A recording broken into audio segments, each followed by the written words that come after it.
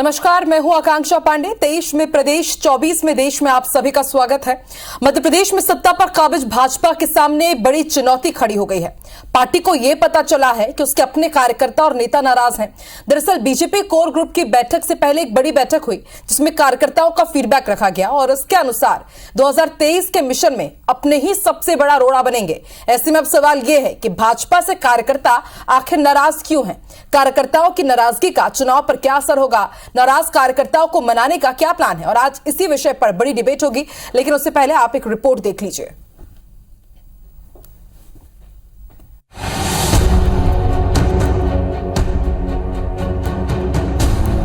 मध्य प्रदेश में मिशन 2023 की तैयारी शुरू हो गई है। इसी कड़ी में प्रदेश कार्यालय में बीजेपी कोर ग्रुप की बैठक से पहले बड़ी बैठक हुई। इस दौरान कार्यकर्ताओं का फीडबैक रखा गया, जिसमें पता चला कि सुनवाई नहीं होने से कार्यकर्ता नाराज हैं। विधायक और दावेदारों से कार्यकर्ता रूठे हुए हैं। 14 वरिष्ठ नेताओं ने कार्यकर्ताओं से फीडबैक लिया है, जिसके मुताबिक पूर्व कैबिनेट का हिस्सा रहे नेता चुनाव में समीकरण बिगाड़ सकते हैं। साथ ही जिन सीटों पर संध्या समर्थक आए हैं वहां भीतर घात का खतरा है। इसके अलावा 65 साल के फॉर्मूले पर कार्यकर्ताओं में असमंजस की स्थिति है। भाजपा के नेताओं कार्यकर्ताओं की इस नाराजगी पर कांग्रेस ने तंज कसा है। नहीं, ये आपको ऐसा लगता होगा कि नाराजगी के लिए बैठक चल रही है। हमें ऐसा लगता है कि समाज में जो कुछ भी इस समय मुद्दे हैं, जो कुछ भी बातें हैं, वो पार्टी को पता रहना चाहिए, उसके अकॉर्डिंगली नीतियां बनना चाहिए, उसके अकॉर्डिंगली सरकार को भी नीति बनाना चाहिए और सर्वांगीण कल्याण का रास्ता इसी से निकलता है। रोज बैठकें तो चल रही हैं, जितनी बैठकें ये कर रहे हैं उतनी ही सीटें इनकी कम होती जा रही हैं कि इनके विधायकों के खिलाफ इतना आक्रोश है कि उन्हें करीब 10 मेंबर ऑफ पार्लियामेंट को विधानसभा का चुनाव लड़ना पड़ रहा है। यानी इन्हें आभास हो चुका है कि हमारा अंत अब सन्निकट है, अपना अपना काम धंधा ढूंढ ले, उसके लिए एक अलग बैठक होगी। सवाल है कि आखिर नेताओं और कार्यकर्ताओं की नाराजगी की वजह क्या है? इसमें कुछ नेता पिछले विधानसभा चुनाव में टिकट नहीं मिलने से रूठ गए और पार्टी से किनारा कर लिया। वहीं कुछ की नाराजगी निकाय चुनाव में बढ़ी और वो पार्टी से अलग हो गए। इसके साथ ही संगठन में पद न मिलने से निराश होकर कुछ नेताओं ने दूसरे पार्टी का हाथ थाम लिया है। वैसे ही कार्यकर्ता भी सरकार संगठन में सुनवाई नहीं होने और पार्टी की साइडलाइन करने से नाराज हैं। वैसे भाजपा 5 करोड़ कार्यकर्ताओं के दम पर दुनिया का सबसे बड़ा संगठन होने का दावा करती है, लेकिन ये भी तय है कि पुराने और अनुभवी साथियों के बिना चुनाव की मझधार पार करना आसान नहीं है। Bureau report, IBC 24। तो बीजेपी पूरी तरह से इस वक्त चुनावी मिशन पर है और एक के बाद एक कई सर्वे हो रहे हैं और सर्वे में अब यह भी सामने आया है कि बीजेपी के जो कार्यकर्ता हैं वो खासे नाराज चल रहे हैं विधायकों से और दावेदारों से। आखिर नाराजगी की वजह क्या है और इस नाराजगी का डैमेज कंट्रोल बीजेपी किस तरह से करेगी और कांग्रेस इस पर क्या कह रही है, कांग्रेस की क्या तैयारी है, इन तमाम मुद्दों पर आज हम चर्चा करेंगे। खास मेहमान हमारे साथ जुड़ रहे हैं, कांग्रेस प्रवक्ता सुदेश शर्मा जी हमारे साथ जुड़ रहे हैं और बीजेपी की सह मीडिया प्रभारी भाजपा के नरेंद्र शिवाजी पटेल भी हमारे साथ जुड़ चुके हैं। दोनों ही कद्दावर नेता हैं और बेहद बेबाकी के साथ अपने बयान रखते हैं। बहुत बहुत स्वागत है सुदेश जी आपका, नरेंद्र जी आपका भी। नरेंद्र जी, क्योंकि आज बात भाजपा की हो रही है तो पहला सवाल मैं आपसे ही पूछती हूं। नरेंद्र जी, आखिर कार्यकर्ताओं की नाराजगी की बात सामने आ रही है, कार्यकर्ता क्यों नाराज हैं जबकि देखिए बहुत कम वक्त बचा है अब चुनाव में? ना देखिए, भारतीय जनता पार्टी का कार्यकर्ता बिल्कुल नाराज नहीं है आकांक्षा जी। ये हमारी जो बैठकें हो रही हैं उनको इस तारतम्य में कदापि नहीं देखना चाहिए। भारतीय जनता पार्टी एक जीवंत संगठन है, 365 दिन 24 घंटे काम करने वाला संगठन है। तो निश्चित रूप से ये नियमित जो हमारी बैठकें होती हैं उसी के क्रम में ये सारे बैठकें हो रही हैं। पार्टी नए नए प्रयोग करती है। पार्टी ने अभी एक नया प्रयोग किया है कि 14 हमारे जो वरिष्ठ नेता हैं, जिनमें पूर्व प्रदेश अध्यक्ष स्तर के हैं, पूर्व केंद्रीय मंत्री हैं, वर्तमान केंद्रीय मंत्री हैं, पार्लियामेंट्री बोर्ड के सदस्य हैं, उन सभी के वरिष्ठ नेताओं को जिलों में भेजा था और जिलों के जो वरिष्ठ कार्यकर्ता हैं, वरिष्ठ नेता हैं, उन सभी से संपर्क करके उनसे फीडबैक लेने का काम सौंपा था। तो निश्चित रूप से ये तो जो परस्पर संवाद है, संवाद के माध्यम से किस बात को हमको और आगे बढ़ाना चाहिए, किन मुद्दों को हमको लागू करना चाहिए, किन मुद्दों पे हमें आगे का राजनीतिक परिदृश्य देखना चाहिए, इस सभी के बारे में चर्चा होती है।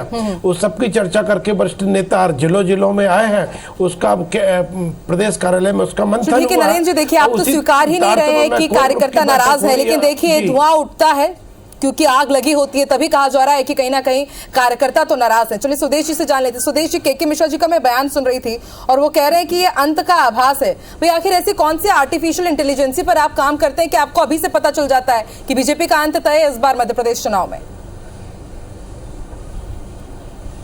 आकांक्षा जी, थोड़ा पीछे जाना पड़ेगा। मैं समझता हूँ 2013 से 2018 के बीच माननीय शिवराज सिंह जी कार्यकर्ताओं के लिए कुछ नहीं कर पाए, जनता के लिए भी कुछ नहीं कर पाए। इससे नाराज जनता ने माननीय कमलनाथ जी को चुना, जनादेश दिया कमलनाथ जी को, कांग्रेस को।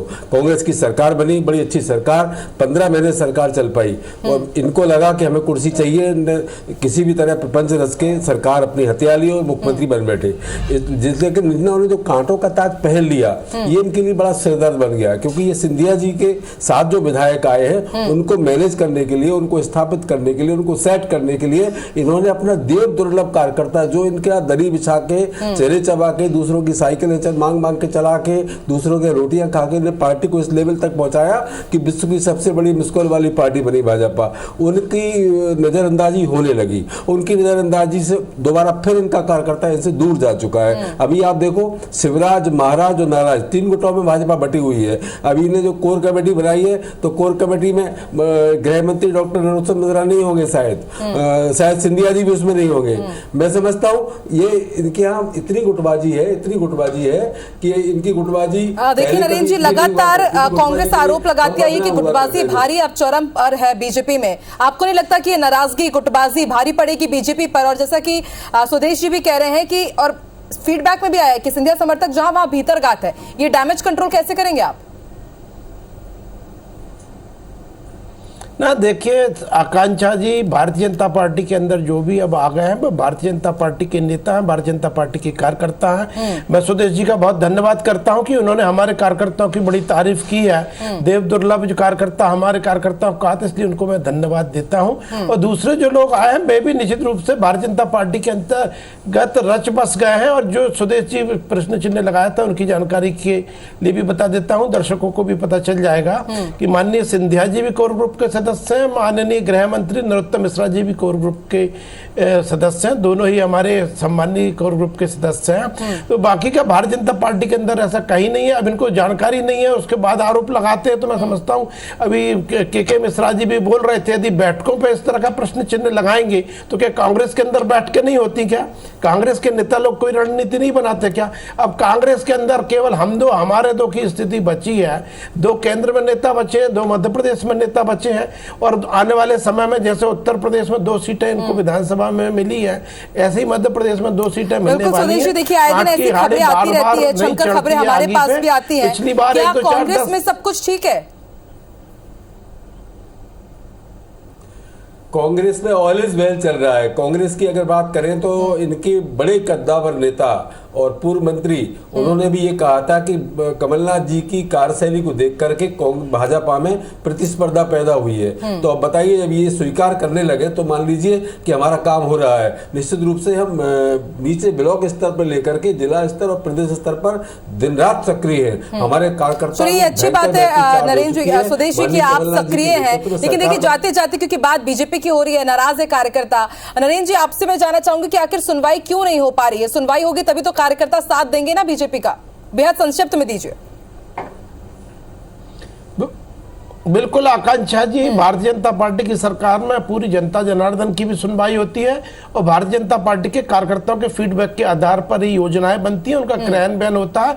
और भारतीय जनता पार्टी की कार्यकर्ताओं की सबकी बराबर सुनवाई हो रही है और उन्हीं के आधार पर सारे निर्णय हो रहे हैं। और आने वाले समय में भी कार्यकर्ताओं की भावनाओं के अनुरूप ही निर्णय होंगे। इसलिए मैं नहीं समझता कि कार्यकर्ताओं के अंदर किसी भी तरह की नाराजगी है। कार्यकर्ता भारतीय जनता पार्टी की, देखिए यही विडंबना है कि आखिर स्वीकार क्यों नहीं कर रही है पार्टी, जबकि बाकायदा कोर ग्रुप की बैठक हो रही है, उसके बाद एक और बड़ी बैठक हुई है और अभी देखते हैं क्या फीडबैक आता है और उसके बाद क्या एक्शन आता है। हालांकि आप इसे एक्सेप्ट नहीं कर रहे हैं और कांग्रेस इससे कितना फायदा उठाती है ये भी समय के साथ स्पष्ट हो ही जाएगा। बेहद कम समय हमें मिला, लेकिन आपने बेहद ही अच्छे से अपनी बात रखी है। बहुत बहुत शुक्रिया सुदेश जी, नरेंद्र जी हमारे साथ जुड़ने के लिए और खास बातचीत में हमारे साथ जुड़ने के लिए। शुक्रिया आप दोनों का जुड़ने के लिए।